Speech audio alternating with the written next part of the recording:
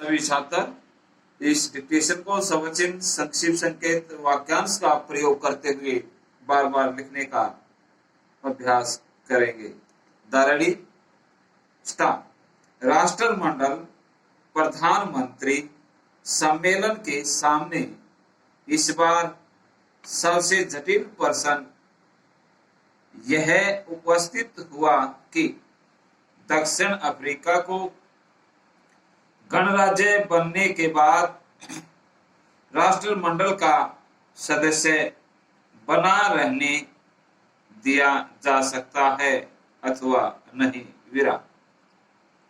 राष्ट्रमंडल का कोई सदस्य देश अगर गणराज्य बनने का निश्चय करता है तो उसकी राष्ट्रमंडलीय सदस्यता कायम रखने के लिए राष्ट्रमंडल के दूसरे सदस्य देशों की सहमति प्राप्त करना आवश्यक होता है। विराम। यही परंपरा प्रारंभ से चली आ रही है। विराम।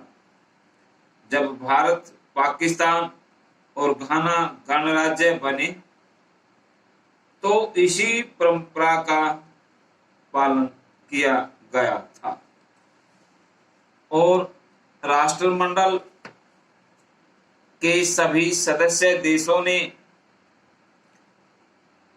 इन देशों के लिए अपनी सहमति प्रकट की थी और ऐसा करते समय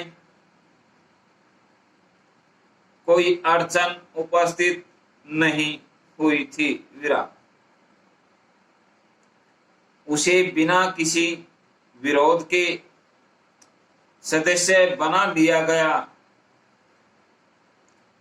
किंतु दक्षिण अफ्रीका की रंग भेद नीति ने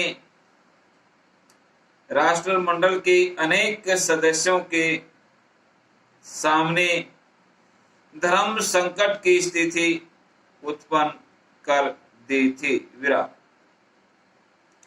अगर वे दक्षिण अफ्रीका की राष्ट्रमंडलीय सदस्यता से सहमत होते हैं तो अप्रत्यक्ष रूप से उसकी रंग भेद की नीति को प्रश्रय देने की स्थिति पैदा हो जाती है। कम से कम राष्ट्रमंडल के अफ्रीकी एशियाई देश दक्षिण अफ्रीका की रंग भेद की नीति को सर्वथा नापसंद करते हैं और इस बारे में वे किसी प्रकार का समझौता करने को तैयार नहीं हो सकते। विराम।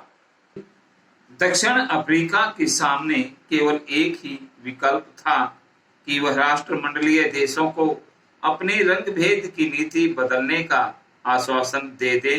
केवल इसी शर्त पर गणराज्य बनने के बाद राष्ट्रमंडलीय सदस्यता का आवेदन पत्र स्वीकार किया जा सकता था। विराम। किंतु वह ऐसा करने के लिए तैयार नहीं हुआ और इसके फलस्वरूप उसे अपना आवेदन पत्र वापस लेने के लिए बाध्य होना पड़ा। विराम। इसका अर्थ यह होता है कि 29 मई के बाद जब दक्षिण अफ्रीका गणराज्य बन जाएगा तो वह राष्ट्रमंडल से भी अलग हो जाएगा। विराम। इस परिणाम के लिए दक्षिण अफ्रीका स्वयं अपने को ही दोष दे सकता है। विराम समाप्त।